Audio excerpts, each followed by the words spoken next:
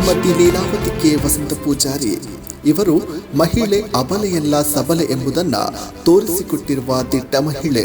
ಇವರು ತನ್ನ ಉದ್ಯೋಗದ ಜೊತೆಯಲ್ಲೇ ವಿವಿಧ ಸಂಘ ಸಂಸ್ಥೆಗಳಲ್ಲಿ ಗುರುತಿಸಿಕೊಂಡು ಅಪಾರ ಸಮಾಜ ಸೇವೆ ಕೈದವರು. ಸಂಗೀತ, ಕ್ರೀಡೆ, ನಟನೆ ಕ್ಷೇತ್ರದಲ್ಲಿ ವಿಶೇಷ ಆಸಕ್ತಿ ಹೊಂದಿರುವ ಇವರು ತನಗೆ ಸಿಕ್ಕಂತಹ ಜವಾಬ್ದಾರಿಗಳನ್ನು ಅದ್ಭುತವಾಗಿ ನಿಭಾಯಿಸಿ ಎಲ್ಲರ ಮೆಚ್ಚುಗೆಗೂ ಪಾತ್ರರಾದವರು. ಹೀಗೆ ಮಹಿಳೆಯರಿಗೆ ಹಾಗೂ ಇಡೀ ಸಮಾಜಕ್ಕೆ ಮಾದರಿಯಾಗಿ ಬದುಕಿದವರು.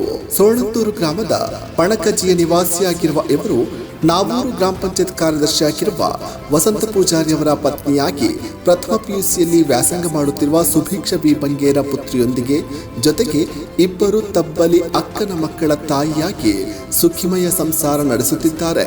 ಕುഞ്ഞಪ್ಪ ಪೂಜಾರಿ ಹಾಗೂ ಜಾನಕಿ ದಂಪತಿಗಳ 4 ಹೆಣ್ಣು ಮಕ್ಕಳಲ್ಲಿ ಕೊನೆಯವಳಾಗಿರುವ ಇವರು ಬಾಲ್ಯದಿಂದಲೇ ಅತ್ಯಂತ ಚುರುಕಿನಿಂದಿದ್ದರು. ಪಿಯುಸಿವರೆಗೆ ವಿದ್ಯಾಭ್ಯಾಸವನ್ನು ನಡೆಸಿ ಆ ಬಳಿಕ ಉನ್ನತ ವ್ಯಾಸಂಗವಾಗಿ ಎಲೆಕ್ಟ್ರಾನಿಕ್ಸ್ ಮೆಕ್ಯಾನಿಕ್ ITI ಪೂರ್ಣಗೊಳಿಸಿದ್ದಾರೆ. ಪ್ರಸ್ತುತ ಕಾರ್ಯ ಮತ್ತು ಪಾಲನಾ ಶಾಖೆ ಮೆಸ್ಕಾಂ ಬೆಳ್ತಂಗಡಿಯಲ್ಲಿ ಉದ್ಯೋಗಿಯಾಗಿರುವ ಇವರು ಉದ್ಯೋಗದ ಜೊತೆಯಲ್ಲಿ ಸಮಾಜದ ಒಳಿತಿಗಾಗಿ ಕೈಜೋಡಿಸಿ ಸಮರ್ಪಣಾ ಭಾವದಿಂದ ಮುನ್ನಡೆಯುತ್ತಿದ್ದಾರೆ.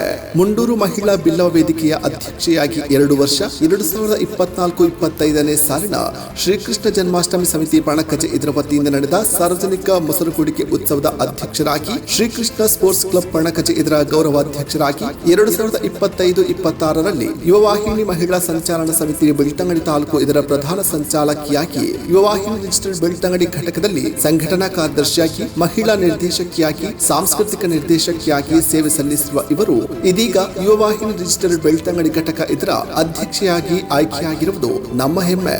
ಇವರ ಕರ್ತವ್ಯ ನಿಷ್ಠೆ, ಅವಿರತ ಶ್ರಮ ಹಾಗೂ ಸಾಧನೆಗೆ JCI ಮಡಂತ್ಯರ ವತಿಯಿಂದ ತೆರೆಮರೆಯ ಸಾಧಕ ಪ್ರಶಸ್ತಿ ಕೂಡ ಸಂದಿದೆ.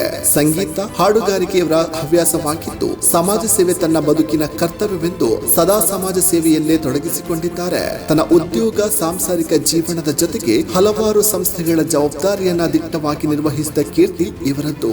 ಈ ಮೂಲಕ ಸಮಾಜದ ಹೆಣ್ಣು ಮಕ್ಕಳ ಗೌರವವನ್ನು ಹೆಚ್ಚಿಸಿಕೊಂಡು ಎಲ್ಲರಿಗೂ ಮಾದರಿಯಾಗಿರುವ ತಮ್ಮ ಬದುಕು ಇನ್ನಷ್ಟು ಸುಮಧುರವಾಗಿರಲಿ ಎಂಬ ಹಾರೈಕೆಯೊಂದಿಗೆ ಯುವವಾಹಿನಿ ರಿಜಿಸ್ಟರ್ಡ್ ಬೆಳ್ತಂಗಡಿ ಘಟಕ ವತಿಯಿಂದ ಪದಪ್ರಧಾನ ಸಮಾರಂಭದಲ್ಲಿ ಗಣ್ಯರ ಸಮ್ಮುಖದಲ್ಲಿ ಸನ್ಮಾನಿಸಲು ಹೆಮ್ಮೆ ಪಡುತ್ತೇವೆ.